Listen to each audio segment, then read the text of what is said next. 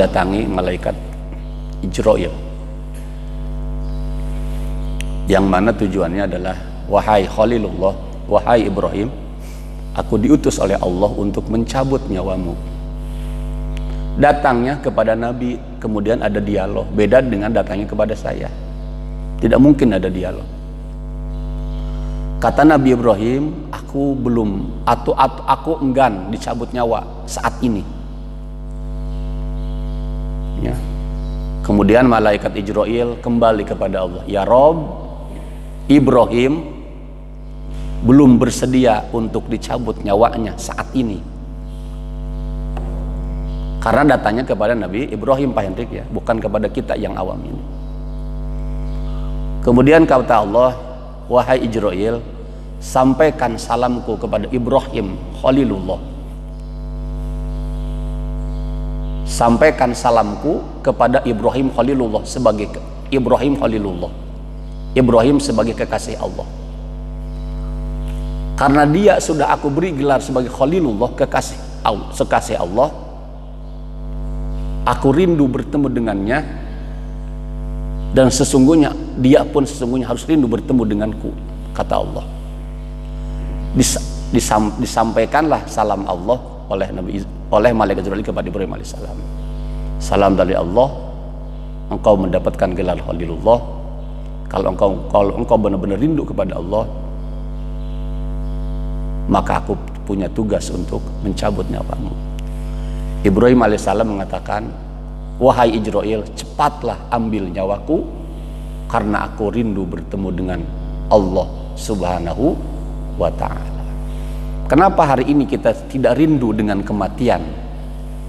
Karena dosa-dosa yang kita lakukan. Satu riwayat, ketika Ibnu Muljam menusuk perut Sayyidina Ali karramallahu wajhah, dalam detik-detik sakaratul mautnya itu, malaikat Jibril menyisingkan sayapnya dan mempertontonkan surga. Ya ayyatuhan nafsul mutmainnah, irji'i ila rabbiki radiyatan mardiyah, fadkhuli fi ibadi wadkhuli jannati. Sampai ketika sakaratul maut, Sayyidina Ali dalam satu riwayat dikatakan, ya Allah, inilah detik-detik yang kunanti. Ya. Padahal waktu itu Sayyidina Ali ditusuk oleh keris, oleh samurai, kan itu, oleh Ibnu Mulzam itu. Dalam detik-detik sakaratul mautnya tidak terlihat tanda-tanda kesedihan dalam dirinya. Karena apa? Dia masih berada di dunia ini, tapi malaikat menyisingkan sayapnya dan mempertontonkan, inilah Ali tempat kembali kamu. Surganya belum dia tempati, baru apa?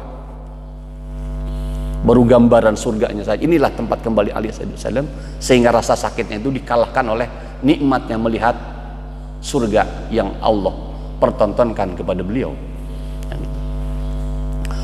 Oleh sebab itulah beberapa ayat Al-Quran, kalau tidak salah 2 kali diulangi, wala taqulu liman yuqtalu fi sabilillahi amwata bal ahya'um inda rabbihim yurzaqun.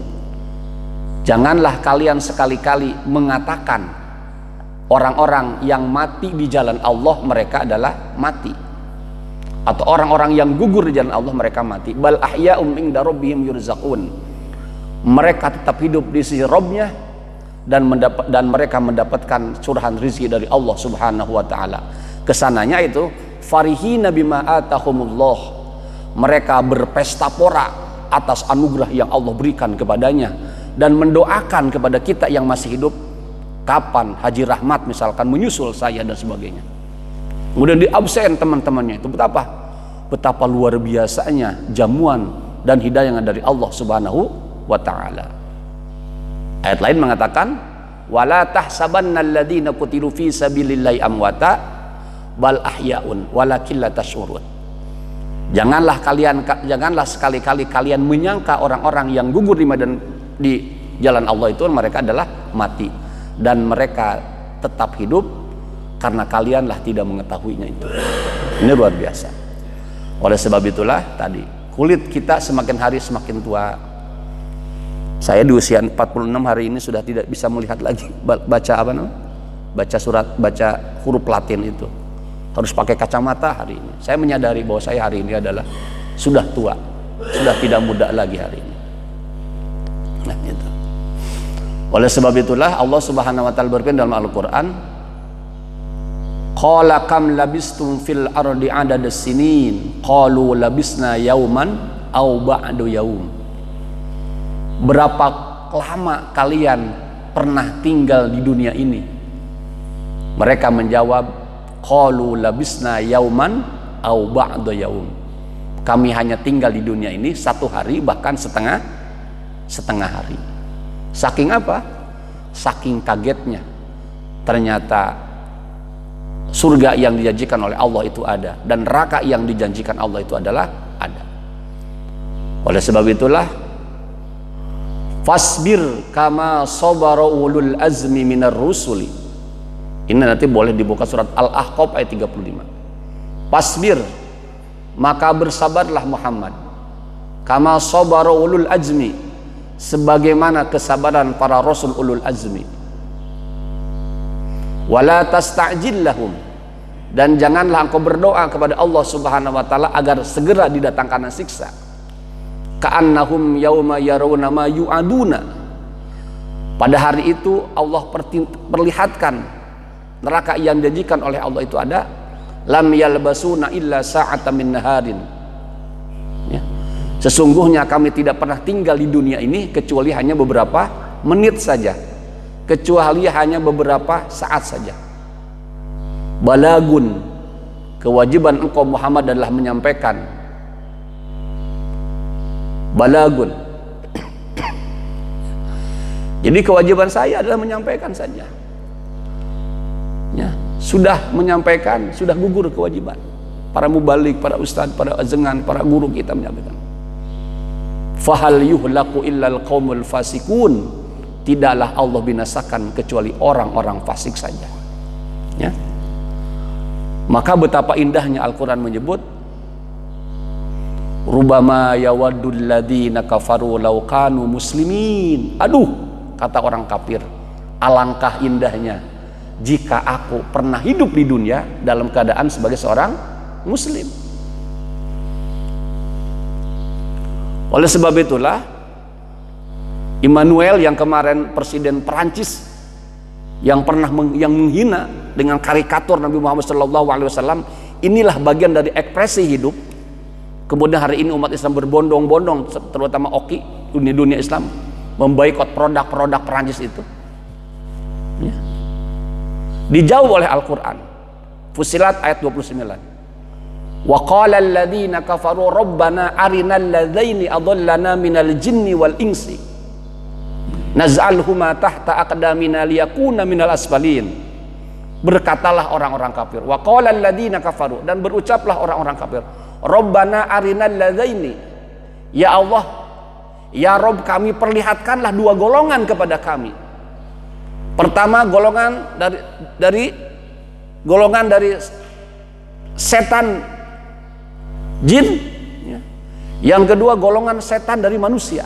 Setan dari golongan jin, setan dari golongan manusia. Adallana, mereka itulah berdua yang telah menyesatkan kami. Naz'alhuma, akan kami jadikan kedua golongan itu, setan dari golongan jin dan manusia itu, tahta aqdamina, di bawah telapak kaki kami, liyakuna minal asfalin, bahkan kami akan tempatkan pada tempat yang hina dina, yang paling bawah. Si Manuel nanti itu, Pak Edi ya, pada hari kiamat nanti akan mengatakan seperti itu. Apa yang mendorong mulut saya bisa mengucapkan bahwa karikatur Nabi Muhammad SAW adalah bagian dari ekspresi? Pertanyaan kedua hari ini, walaupun saya tidak hadir, dan betapa lemahnya iman saya hari ini. Ada 3 juta umat manusia kemarin berkumpul di Bandara Soekarno-Hatta menyambut kedatangan Habib Rizik. Pertanyaannya, siapa dan apa yang mendorong mereka datang ke Jakarta kemarin itu? Setuju atau tidak setuju? Saya punya jawaban. Hanya dorongan iman yang mendorong mereka datang ke Jakarta, karena tidak ada sponsor. Tidak ada orang kaya yang mau yang berani menandai, yang mensopori itu. Maka ketika mengucapkan Al-Quran imam kami, Al-Quran pedoman kami, Al-Quran petunjuk, gak kuat saya mat, gak kuat. Ya Allah, sedih. Ini luar biasa. Seorang manusia, mereka Habib Rizik bukan nabi, saya bukan anggota FPI dan tidak pernah Habib Rizik, tidak kenal Habib Rizik, Pak. Tapi ijastaka udun tada asairu jasadi bisyarri wal huma. Ketika ulama-ulama kita hari ini diintimidasi, digencat, mau dibinasakan dan sebagainya,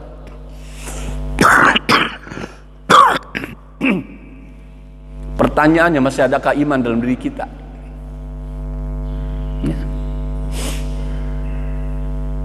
Ijastaka udun tada asyairu jasadi bisyarri wal huma. Apabila salah satu di antara tubuh kita sakit, maka sakitlah seluruhnya.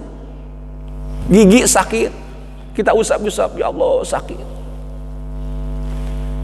Kemudian kaki berjalan menuju apotik dan menuju dokter. Kenapa? Karena kaki kita empati, tangan kita empati, mata kita juga empati. Kenapa? Karena ada salah satu anggota tubuh kita adalah sakit. Begitulah seorang muslim. SMS, senang melihat orang lain senang, sedih melihat orang lain sedih, bukan dibalik. Sedih melihat orang lain senang dan senang melihat orang lain sedih. Idastaka udun tada asyairu jasadihi bisyarri wal huma. Apabila salah satu anggota tubuh kita sakit, maka sakitlah seluruhnya.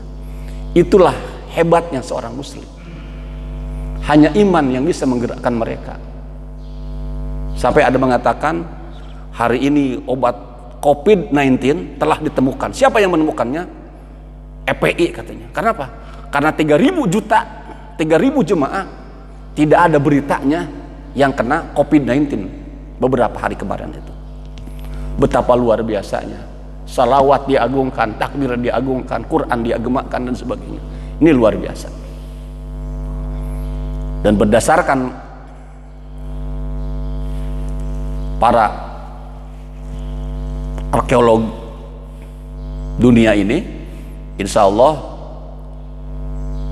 Indonesia yang kita cinta ini akan terulang seperti kehebatan negara Turki hari ini, di mana ratusan tahun Turki membenci Islam.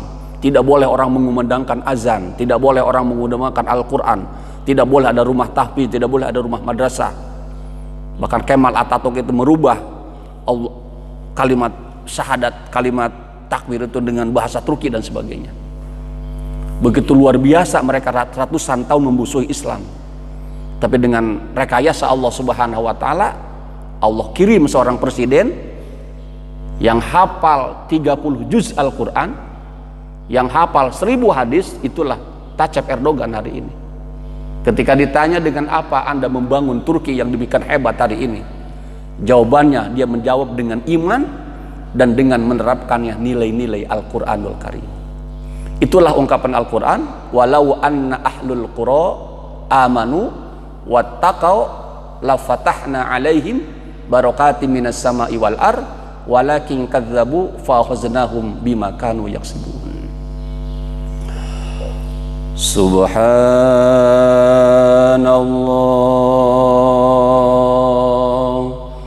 walhamdulillah wa la ilaha illallah huwallahu akbar. Subhanallah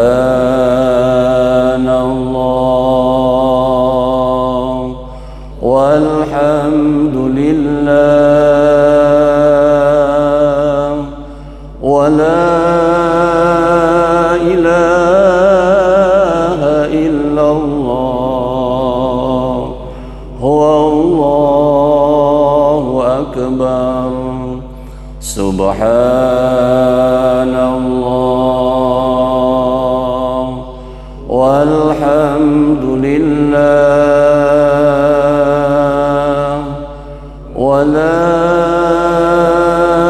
ilaha illallah wallahu akbar.